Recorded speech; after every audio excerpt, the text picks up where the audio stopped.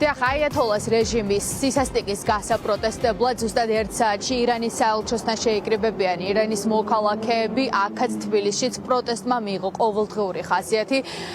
ირანის საელჩო იყო პროტესტის ეპიცენტრი გუშინაც, ასე იქნება დღესაც და ირანის მოქალაქეების ადამიანები, რომლებიც აქ ცხოვრობენ და ვერ უერთდებიან ირანში საკუთარი თანა მოქალაქეების პროტესტს, აქედან შეეცდებიან მთელ მსოფლიოს გააგონონ ხმა ირანის მოქალაქეების ხმა და გააპროტესტონ აიათოლას რეჟიმის სისასტიკე.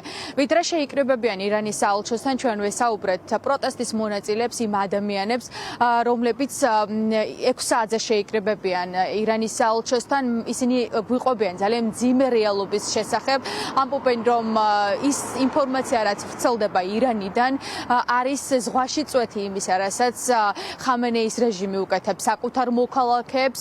ისინი გვიყვებიან იმაზე, რომ დაახლოებით 100 საათზე მეტია, თითქმის 6 დღეა მათ არ აქვთ არანაირი კომუნიკაცია ოჯახის წევრებთან, არიციან ცოცხლები არიან, დახოცილები არიან, როგორ იმყოფებიან.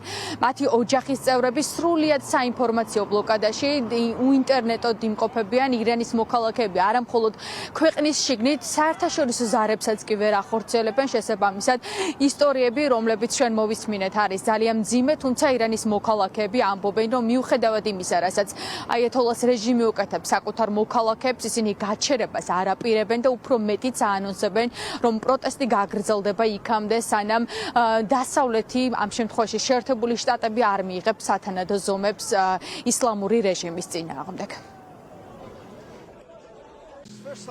ირანი არ არის უბრალოდ ერთ-ერთი ქვეყანა, ის თითქოს ცალკე პლანეტაა. ამიტომ ირანელებისთვის გარე სამყაროსთან წვდომა ძალიან რთულია. უეჭველად არსებობს შანსი, რომ ირანელმა ხალხმა ეს რეჟიმი დაამხოს და პირადად მე არასდროს მიგრძნია, რომ თავისუფლება ჩვენთვის ასე ახლოს ყოფილიყოს. აიათოლას რეჟიმი ამ მომენტში ძალიან სუსტია, მაგრამ ეს ავტომატურად არ ნიშნავს იმას, რომ ირანელი ხალხი საკმარისად ძლიერია, რათა ამ ვითარებას დამოუკიდებლად გაუმკლავდეს.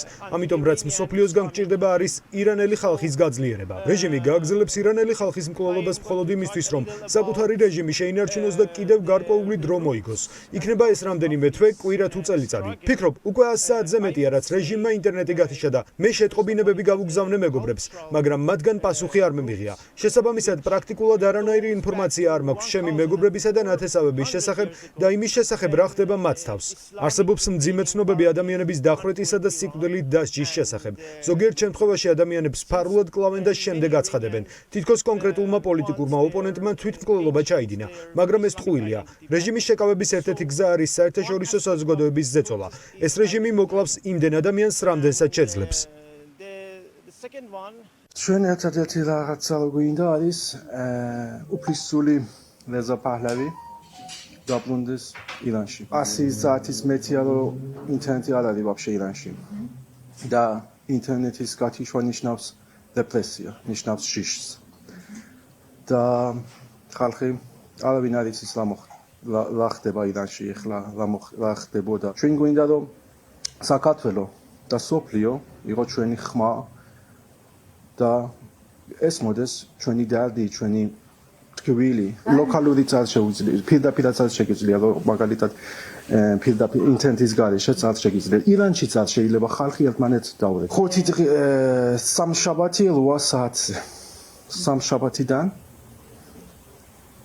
ვაფშე კონტაქტი არ მაქვს. მთელი ირანელები მთელი სოფლიოში არავინ კონტაქტი არ აქვს. ეხლა სიხე და ეს პრობლემა არ არის. პირდაპირ მოკლავ. ხუთშაბათი და ფარასკევი. წეღა. 12000 ხალხი მოკლა. მთავრობა. აიათოლას რეჟიმის წარმომადგენლებმა, კონკრეტულად გუშინ საგარეო საქმეთა მინისტრმა თქვა, რომ აღადგენდნენ ინტერნეტის წვდომას მოქალაქეებისთვის, თუმცა ფაქტი არის ის, რომ ინტერნეტზე წვდომა არ აღმდგარა და შესაბამისად საქართველოში მცხოვრები ირანის მოქალაქეები ამ დრომდე ვერ ახერხებენ მეგობრებთან, ოჯახის წევრებთან და მათ ახლობლებთან დაკავშირებას და ისინი სრულიად არიან საინფორმაციო ვაკუუმში, როგორც მოისმინეთ, ირანის ირანის მოქალაქეები ამბობენ, რომ აიათოლას რეჟიმმა ირანი პრაქტიკულად ცალკე პლანეტად აქცია. ეს არის ადგილი, სადაც არ არის თავისუფლება და ირანის მოქალაქეები გარბიან ირანიდან იმიტომ, რომ ასე ვთქვათ, ვერ უმკლავდებიან რეჟიმის სისასტიკეს, თუმცა ამჯერად ირანის მოქალაქეები საუბრობენ იმაზე, რომ არ გაჩერდებიან, რადგან მიუხედავად მუქარისა, მიუხედავად იმისა, რომ აიათოლას რეჟიმი ხალხს სიკვდილის დასჯით ემუქრება,